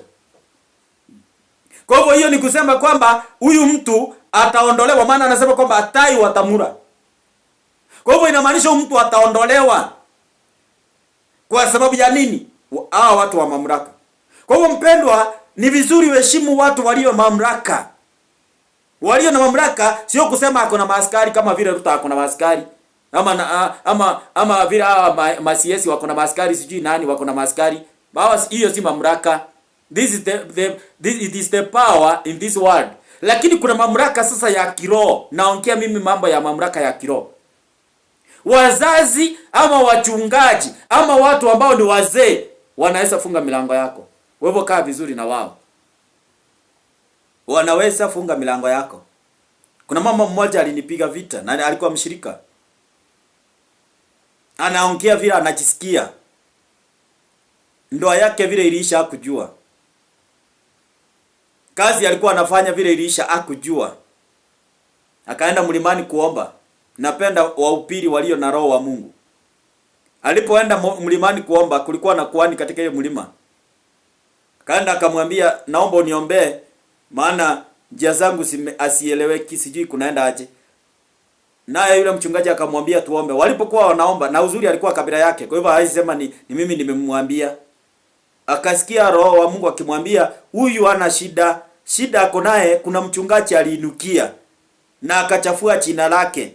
Sasa huyo ni arudi kwake, milango yake itafungukia hapo. La hivyo milango yake itafunguka. Sasa hii niliona kijana yake ni chokora. Kwa nini? Watu wenye wako na mamlaka. Hauna mamlaka wewe. Unajua huwezi laani pastor hata ukitaka. Kwako Qur'an pastor ni kelele, lakini pastor yeye ana Qur'an. Huwezi laani mzazi wako atakurani. Sasa hii ni chokora, anapepea watu mizigo ina magunia. Anakotokota takataka hapo. Watu wa mamlaka. Kwa hivyo watu wa mamlaka wanaweza wakafunga milango yako. Ni vizuri ujue kukaa na watu walio na mamlaka. Jambo lingine la kufunga milango ni uchawi. Uchawi pia inafunga milango ya mtu. Bwana asifiwe. 2 Kings chapter number 17. 2 Kings chapter number 17. Wafalme wa pili 17. Maandiko yanasema waliwatabikia watoto wao wa kiume na wa kike kwa miungu ya uongo. Wakataka Sauli kwa watabiri na wachawi. Walinuia kabisa kutenda maovu mbele ya Mwenyezi Mungu. Wakamkasirisha sana. Sasa watu walio na uchawi wanaweza wakafunga milango yako. So wachawi wanaweza funga milango ya mtu. Bwana asifiwe sana. Unakuta kwamba milango yako imefungwa na ujui kilichofunga. Basi milango ilifungwa na wachawi. Ukisoma pia pale Nahum chapter number 3 verse number 3. Chapter 3 and verse number 4. Bwana asifiwe sana. Kwa hivyo mpenda, ni vizuri ujue ya kwamba haya mambo yako katika duniani. Amen. Na katika hiyo, unapokuwa katika hiyo duniani, basi ujue vile ambapo unaweza ukakaa ili ukaweze kujua ni jinsi gani ambapo unaweza ukafungua milango yako na ni jinsi gani ambapo unaweza ukafunga milango yako. Maana kuna watu ambao unakuta kwamba watafunga milango yao wenyewe, na kuna wale ambao unakuta kwamba milango yao itafungwa na wachawi. Kwa hivyo ni lazima ujiite kama mkutano ili ukapata kujichunguza vyema. Bwana asifiwe sana. Kwa hivyo mpendo, nataka kukuambia nini? Lazima uangalie wachawi wanaweza wakafunga milango yako. Tuangalie hapo Nahum chapter number 3 and verse number 4. Nahum. Hakuna kama wewe. Hakuna. Chapter number 3 and verse number 4. Biblia inasema hivi: Ninawi, wewe umekuwa kama maraya. Umewasawishi watu, binti wa wachawi, uliyefanya mataifa kuwa watumwa wa umaraya wako, na watu wa mataifa kwa uchawi wako. Huyu mtu kupitia uchawi wake ulifanya watu wakawa makahaba. Kwa hivyo kuna watu ambao milango imefungwa kwa sababu ya uchawi. Na watu unakuta kwamba ni walevi na ni wachawi wamefunga. Wengine unakuta ni wakahaba lakini uchawi umewafunga. Wengine unakuta wanapitia magumu na ni wachawi. Milango imefungwa na wachawi. So uchawi unaweza ukafunga milango ya mtu. Jambo lingine la kufunga milango ya mtu ni kinywa ama maneno. Yanaweza yakafunga pia watu. ama milango ya watu. Tuende katika kitabu cha pale Proverbs chapter number 18 verse number 7. Proverbs chapter number 18 and verse number 7. Biblia inasema hivi katika my first here. Chapter number 7. Inasema chapter number 18 verse 7. Kinywa cha mpumbavu umwangamisa mwenyewe, mdomo wake ni mtego wa kumnasa yeye mwenyewe. Kwa hivyo maneno ya kinywa cha mtu kinaweza funga milango yake. Maana inasema kinywa cha mpumbavu umwangamisa mwenyewe. Kwa hivyo unaweza ukaangamia mwenyewe kwa sababu ya maneno ya kinywa chako. Yale unanena kwa maisha yako, unaweza ukajifunga. Unanena mimi hata sioni kama nitafanikiwa. Mimi sioni kama nitaolewa. Mimi sioni kama nitakuwa hai. Mimi sioni kama nitaitwa jina. Yaani unakuta kwamba unajifungia milango mwenyewe. Mimi sioni kama nitaenda Amerika. Mimi sioni kama nitapata watoto. Mimi sioni, yaani unakuta unakiri maneno mabaya. Mimi sioni kama nitakaa na huyu mzee. Mimi sioni kama nitakaa na huyu mwanamke. Mimi sioni kama nitahubiri. Mimi sioni kama nitanunua gari. Mimi sioni kama nitajenga nyumba. Mimi sioni kama nitanunua nguo. Yaani wewe kazi yako ni kuimba negative words in your life. Basi utafunga milango yako. Na ndio maana maandiko yanasema kwamba pale tunasoma katika chapter number 7 chapter number verse number 21 samani. Chapter 18 verse number 21. Biblia bado inasema pale ya kwamba ulimi una nguvu ya kufanya hai na kuua. Wanaopenda kutumia watakula matunda yake. Kwa hivyo ulimi, hii kinywa cha mtu kinaweza fungua maisha ya mtu ama kifunge maisha ya mtu. Na ndio maana anasema ya kwamba ulimi uko na nguvu ya kufanya uhai na kuua. Kwa hivyo kila ambacho unachokinena wewe kinaweza kikafunga milango ama kikafungua milango. Kwa hivyo ni vyema ujue kutumia ulimi wako vizuri. Ujue kutumia maneno yako vizuri. Ili mpendwa usiche ukakuwa katika hali ya kifungo. Bwana asifiwe sana. Basi kwa hivyo nimekufundisha njia ya kufunga milango yako. Na ninaamini ya kwamba utapigana ili usiche ukafunga milango yako. Basi kuna njia pia ya kufungua milango yako. Hapo ndio tutaenda kumalizia katika yani nimekufundisha milango, nimekufundisha jinsi ya kufunga milango. Sasa nataka nikufundishe jinsi ya kufungua milango ili usikae milango imejifunga. Number 1, prayer. Maombi. Hiyo ndio njia ya kufungua milango yako. Matthew chapter number 18 chapter number 7 verse number 7. Matthew 7:7. Biblia inasema ombeni nanyi mtapewa. Ombeni nanyi mtapewa. Kwa hivyo katika kuomba hapo ndipo utafungua milango yako. Milango ambayo imejifunga kwenu, milango ambayo imefunga maishani mwako, katika maombi ndio utafungua milango yako. So number 1 is prayer. Matthew chapter number 21 verse number 22. Matthew 21:22. Biblia inasema hivi katika fasoni yangu.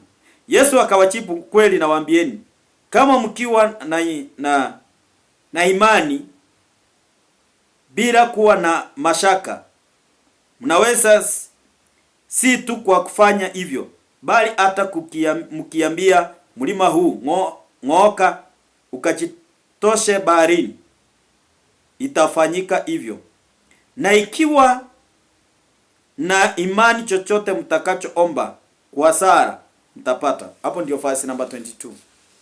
Kwa hivyo chochote ambacho tutakachokiomba, maana yanasema aje? Tutapata.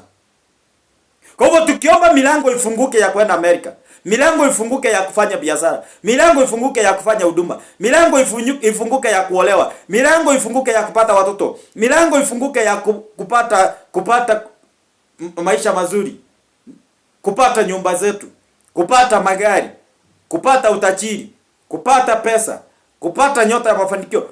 Hapo maana yake kwamba tutapata. Jambo lingine ni faith, imani. Imani hufungua milango ya mtu. Na ndio maana pale verse number 21 nimesoma. 21 ya kwamba tukiwa na imani chochote ambacho tutakachoweza kusema kitafanyika kupitia imani. Maria sema hata tukiambia mlima huu ng'ooka, kitwishe baharini, itafanya hivyo. Kwa sababu yani imani. So jambo la tatu ni imani. Jambo la nafaa usingatie hapo pia. Number 2 samani, imani. Prayer and faith. So hizo ni vitu ambazo zinafungua maisha ama milango ya mtu. Bwana asifiwe sana. Jambo lingine la tatu ni kutumika, serving. Ukitumika, utumikie mchungaji, utumikie Mungu. Yaani kuna mahali ambapo unatumika kwa mkubwa huyo wako ambaye amekuachiri. You serve him or you serve her. Unatumikia mume wako, unatumikia mke wako, unatumikia watoto wako, unatumikia wazazi wako, unatumikia wagonjwa, unatumikia watu walio gerezani. Yaani kuna serving, yaani kuna service ambayo unaoffer. So wakati ambapo wacha si kama hawa wanasiasa wetu hawa watutumiki, hawa ni kujipenda tu, wanapenda na tumbo zao tu hawa. Hawa hakuna mahali wanatutumikia. Lakini kama ungekuwa ni viongozi wanatutumikia, sasa hawatutumiki. Unasikia wanasema wanatupresent, lakini hakuna kitu wanatupresent. Ni mwanasiasa gani ambao umeisikia akienda akisema mwananchi wake anateseka hata mmoja? Hakuna. Hawa watu wanajipenda wao. Kama sasa nasikia wanasema wanataka kudhibitisha mswada ya kudhibiti makanisa, sijui wanatudhibiti aje na wao wenyewe hata hawachaokoka. Unaweza dhibiti aje kitu cha okoka? Wewe dhibiti bwana mambo ya siasa kwenu huko. Achana na mambo na kanisa huko. Kanisa siko na wenyewe. Na sisi tuweke sheria zetu za kudhibiti sisi wenyewe. Sio kutuletea sheria nyinyi wenyewe hamchaokoka nyinyi wenyewe. Alafu mnasema mnakuja kutawala makanisa. Mtawala kanisa kusema nini?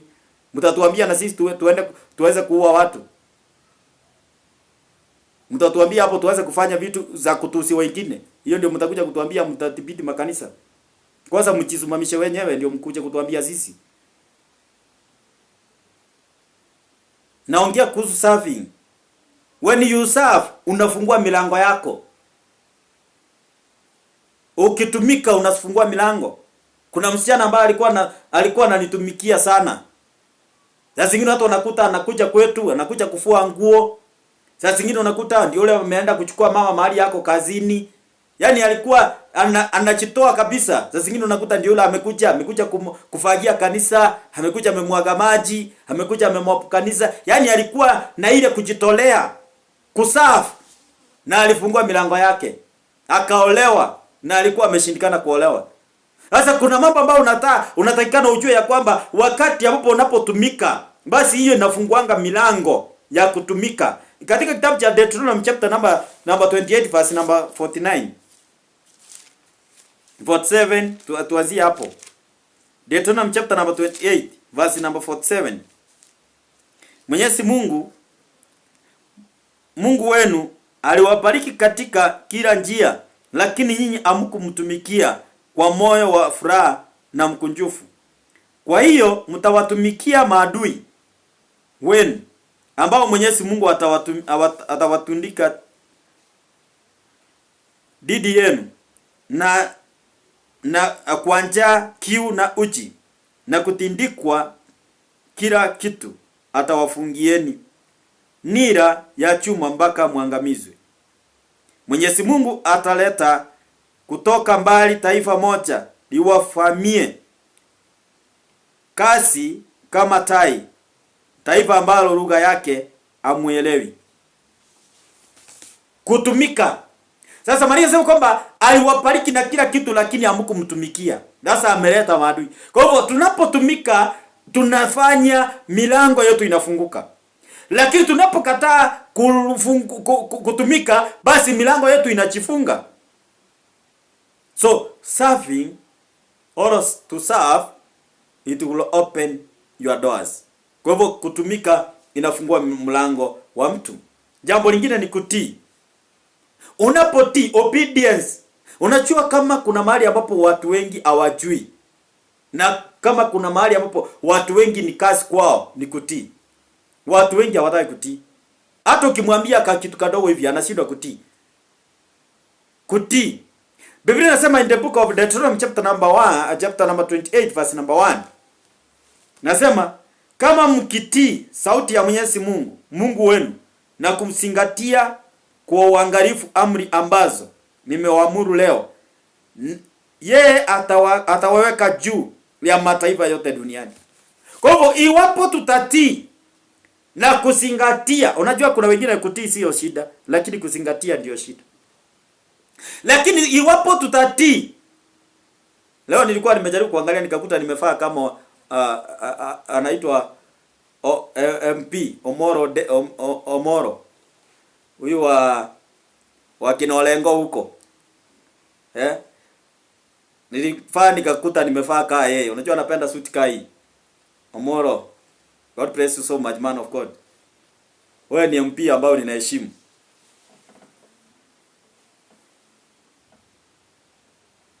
Bwana asifiwe. Kutumika, obedience, gutii. Walisema kwa iwapo mtatii na kuzingatia, basi hapo nitawaweka juu ya mataifa yote. Kwa hivyo ndio uweze kuwekwa juu, mpendo, lazima ukubali kutii. Tii kwa ni wako. Tii Mungu. Tii sauti ile ambayo unasikia. Unajua kuna wengine mnaletewa ndoto na mnakataa kutii. Na hapo ndipo mmefungiwa milango yenu. Mungu aliwaonya akawaambia usiende hiyo njia, wewe ukaenda. Akakwambia usiolewe na fulani, wewe ukaenda. Akakwambia usioe fulani, wewe ukaenda. Akakwambia usiende kanisa fulani, wewe ukaenda. Akakwambia usiende mahali fulani, wewe ukaenda. Yaani kile ambacho wewe si wa kutii. Sasa iwapo kile ambacho kinafungua mlango wa mtu ni kutii, obedience. Jambo lingine ni kwamba kutoa, giving. Giving inafungua milango. Ni vile tu hii injili ya giving imeharibiwa. Lakini giving ukweli ni kwamba brothers and sisters inafungua milango. Kuna vitu haziwezi zikafunguka pasipokuwa na giving. Biblia inasema in the book of Luke chapter number 6 verse number 38. Luke 6:38. Luke 6:38. Tusome hapo na wewe. Inasema 38. Wapeni wengine wanaohitaji, nanyi mtapewa.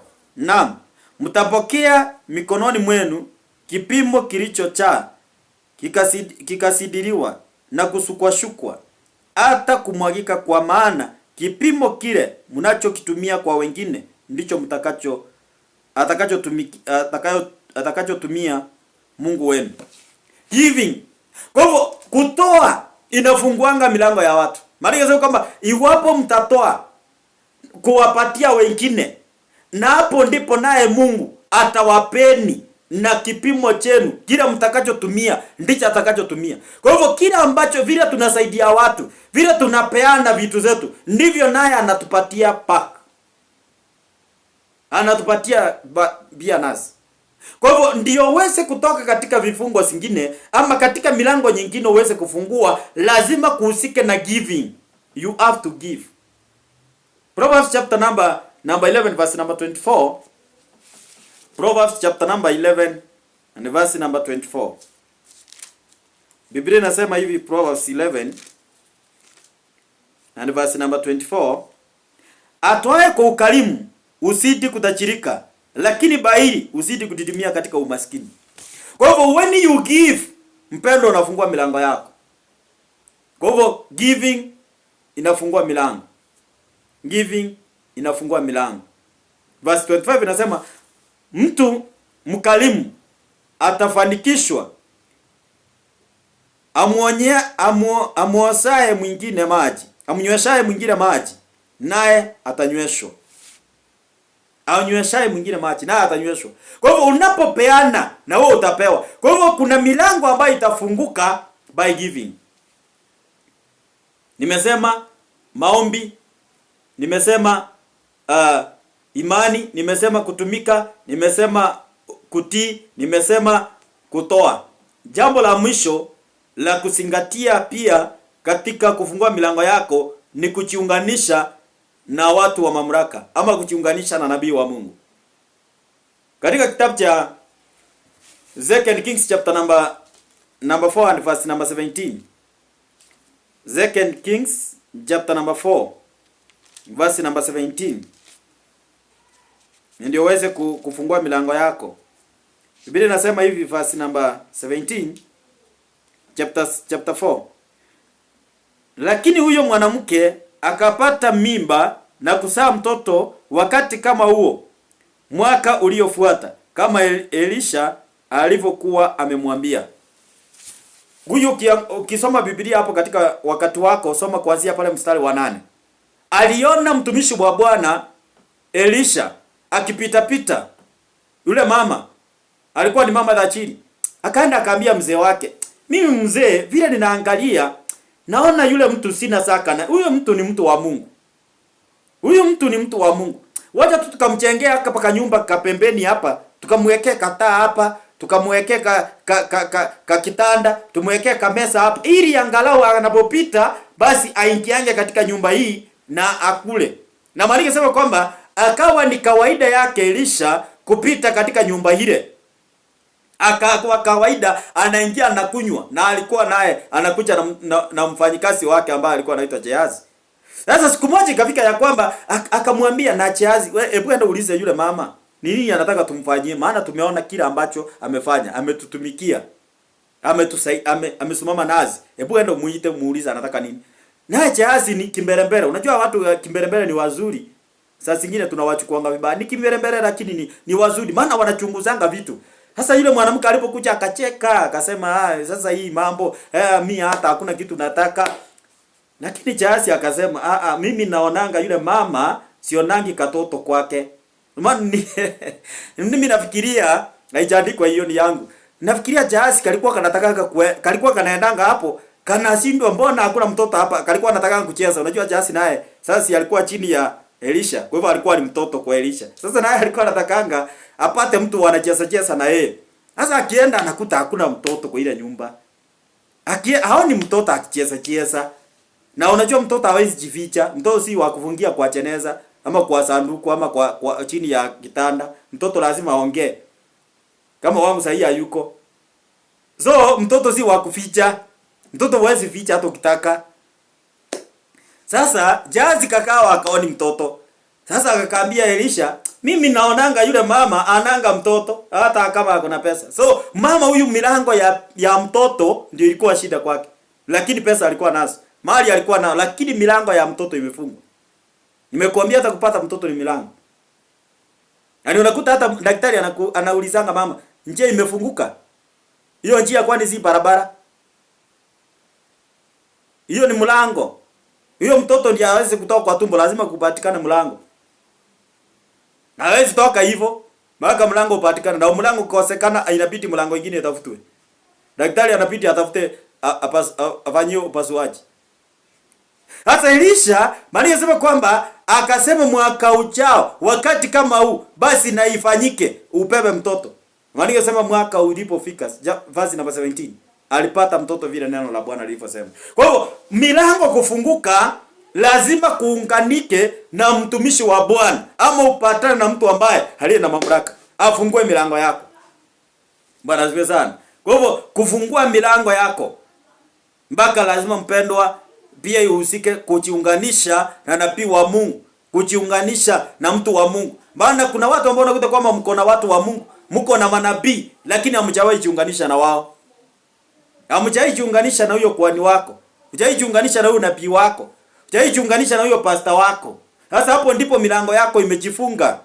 Lakini siku ile ambayo utajiunganisha na ule mchungaji, utakuwa connected na huyo mchungaji, hapo ndipo milango yako itafunguka. But tunapoenda kumalizia neno la Bwana, Matthew chapter number 10 verse number 40 to number 42. Matthew chapter number 10 verse number 40 to number 42. Naongea kuhusu milango. Matthew chapter number 10 verse number 40 to number 42 inasema, anayewapokea nyinyi ananipokea mimi, na anayenipokea mimi anampokea yule aliyenituma. Anayepokea nabii kwa sababu ni nabii atapata tuzo la nabii. Anayempokea mtu mwema kwa sababu ni mtu mwema, atapokea tuzo la mtu mwema. Kweli nawaambieni, yeyote atakayempa mmojawapo wa wadogo hawa kikombe cha maji baridi, kwa sababu ni mfuasi wangu, hakika atakosa kamwe kupata tuzo lake. Kwa hivyo kujiunganisha na kuhani, kujiunganisha na nabii, kujiunganisha na mtu mkubwa inafunguanga milango. Bwana asifiwe sana. Inafungua milango. Inafungua milango. Amen. Kwa hivyo ni lazima uelewe ya kwamba unapojiunganisha na kuhani ama unapojiunganisha na nabii wa Mungu, basi kuna milango ambayo inafunguka kwako automatically. Na ndio maana mimi kwamba ukijiunganisha na mtu ambaye ni kwa sababu ni mfuasi wake, basi hautakosa thawabu. Na anasema ya kwamba ukijiunganisha na mtu kwa sababu ni nabii, basi hautakosa thawabu ya nabii. Ukijiunganisha na mtu mwema, hautakosa na zawadi ya mtu mwema. Kwa hivyo ni kusema ya kwamba mpendwa, ya kwamba unapojiunganisha na kuhani ama unapojiunganisha na mtu mkubwa, kuna milango ambayo inafunguka. Hebu nikwambie leo.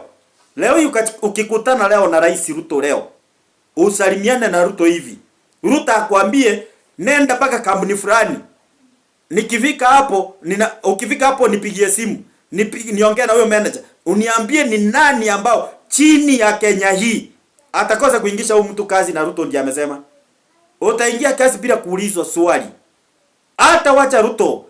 Kindiki leo yapige simu aseme huyo mtu aingie kazi. Utaingia kazi bila kuulizwa swali. Hata Murkomen leo kama katika kikosi cha polisi aseme fulani akuja ingia hapo, hakuna swali utaulizwa, hata kama hujasoma utaingia. Nasema nini? Yaani yule mtu ambaye ni mkubwa, ukijiunganisha na yeye akwambie nenda uingie. Leo hiyo unataka kuniambia ukiwa wewe ni daktari, alafu umekutana na Nduale. Sasa umwambie mimi nataka Nduale, nataka kuingia kazi. Na Nduale aseme nenda hospitali fulani uingie kazi. Niambie nani atakataa usiingie kazi? Hata awe nani, utaingia. Maana ako na mamlaka, mtu mkubwa. Nimekupatia kisambo ya duniani ndio elewe.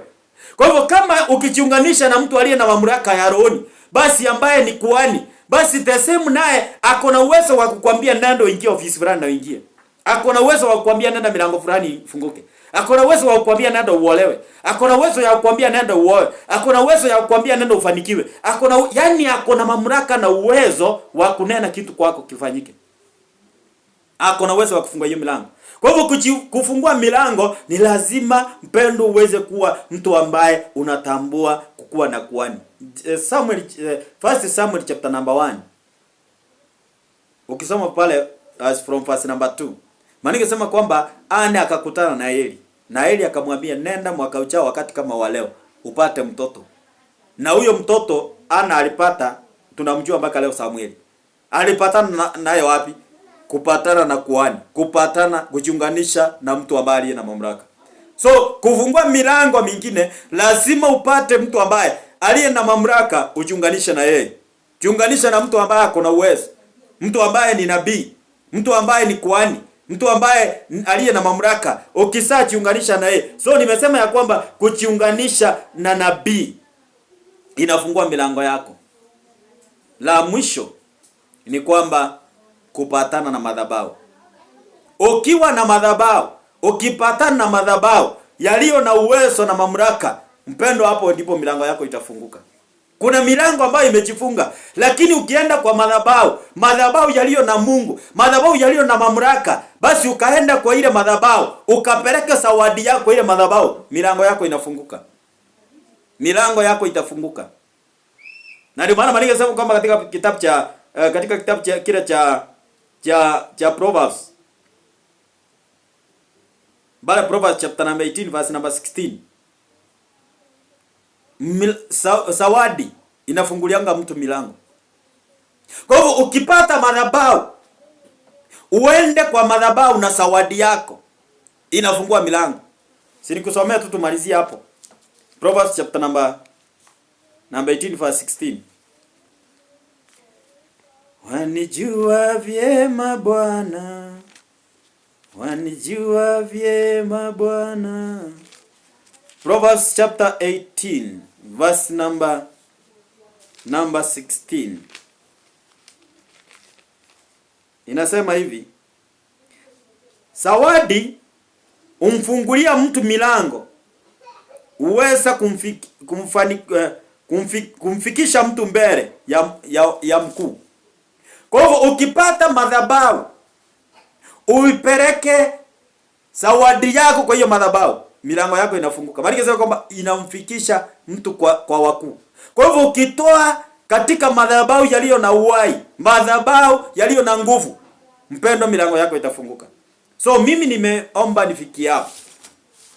Na ninakuacha nikisema hivi mpendo. Angalia milango yako. Nimekufundisha kile kinachofunga milango, nimekufundisha kile kinachofungua milango. Sasa ni wakati wako uchukue jukumu lako, ufungue milango yako ama ufunge milango yako. Mimi ni saa kufunza yangu vile Mungu amenituma na nikuelekesha. Nataka kuomba na wewe, chukua maji yako pale nyumbani. Tuombe na wewe. Maji yangu ndio hiyo. Nataka kuomba na wewe, na naamini ya kwamba utatendewa. Nyosha mikono yako ukielekeza kwenye screen. Wale watu kutumia radio, shika radio yako. Wala ambao mnatumia runinga na simu, elekesha mikono yenu kielekeza kwenye screen. Tuombe. Baba, katika jina la Yesu, mfalme wa falme, naomba kwa ajili ya huyu mama, naomba kwa ajili ya huyu kijana, naomba kwa ajili ya huyu mtoto, naomba kwa ajili ya huyu mzee, naomba kwa ajili ya huyu kwani, naomba Bwana kwa ajili ya kila mmoja katika taifa la Kenya na hata wote walio nje ya Kenya. Walio kwa milango yao imefungwa ya huduma, milango ya ndoa, milango ya kazi, milango ya fedha, milango ya watoto, milango ya mafanikio, milango ya masomo, milango ya utajiri, milango ya kuinuliwa, milango ya mafanikio. Baba, katika jina la Yesu, natangaza hao wapendwa wafunguliwe katika jina la Yesu. Milango ninafungua masaa na majira kama haya. Wale ambao wamesuiliwa milango yao ya kusafiri nje za nje, na ufungua hiyo milango katika jina la Yesu. Bwana, wale umefungwa milango yao ya kufanya harusi, na ufungua hiyo milango katika jina la Yesu. Na nyamazisha kila milango ya kuzimu. Maana neno lako kwamba Jehova Jireh linasema kwamba umejenga kanisa na hakuna milango ya kuzimu itakayoshinda. Na tangaza kwa jina la Yesu ya kwamba milango ya devil worshippers, milango ya Illuminati, milango ya Freemason, Masoni, kitembo, wachawi na waganga, nafunga milango yao katika jina la Yesu. Baba, ninaachilia milango ya wapendwa hawa ifunguke. Natangaza Bwana maisha yao ibadilike. Milango ya uponyaji Bwana ikafunguke kuanzia dakika hii. Baba, katika jina la Yesu, naomba kwa ajili haya maji si maji tena, bali natangaza iwe na nguvu na uwezo na mamlaka. Kaondoe walio na pressure, kaondoe walio Bwana na magonjwa yote ya tumbo, magonjwa yote ya kila aina, ikaondoe katika jina la Yesu. Natangaza Bwana iwe moto katika ufalme wa giza, iwe moto kwa kila magonjwa. Milango ya Bwana iliyofungwa, hii maji ikakue moto katika jina la Yesu, hiyo milango ifunguke katika jina la Yesu mfalme. Hii maji natangaza iwe damu yako, my Father, my Redeemer. Natangaza kwa jina la Yesu Bwana, aliyepata neno lako Bwana, maisha yake isiwe kawaida tena katika jina la Yesu. Aliyeamini neno hili Baba, nimefundisha Baba, maisha yake ibadilike, asiwe vile tena. In the name of Jesus Christ we pray and we believe. Amen, amen. Chukua hiyo maji tukunywe pamoja, na tunafanya practical by the Spirit of God. Neema ya Mungu ishikapo kwako.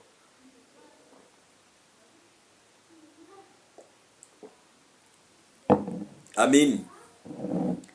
Na mambo itafunguka, milango yako itafunguka, njia zako zitafunguka, na utaona mafanikio kuanzia siku ya leo katika jina la Yesu. Kama umeamini tu, imefanyika in the name of Jesus.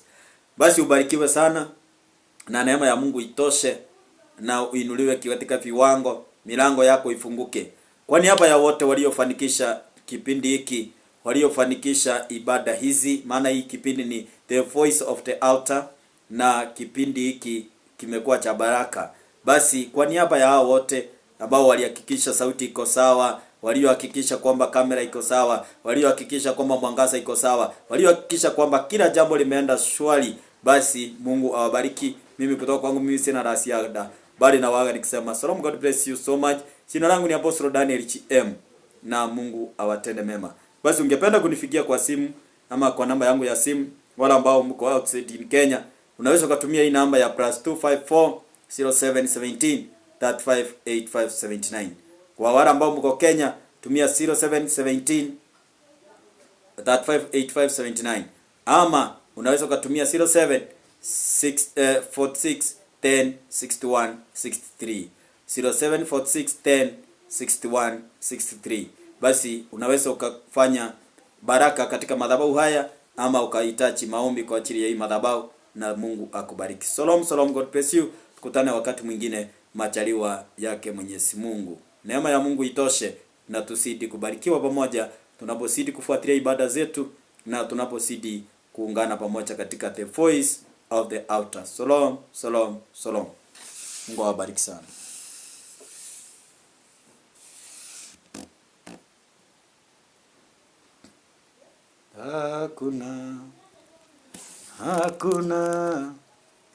Hakuna kama wewe. Hakuna kama wewe.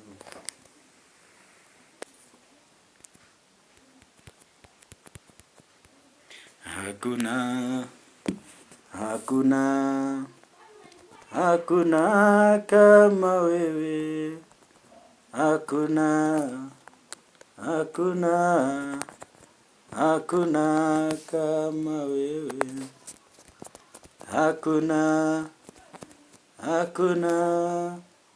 Hakuna kama wewe. Hakuna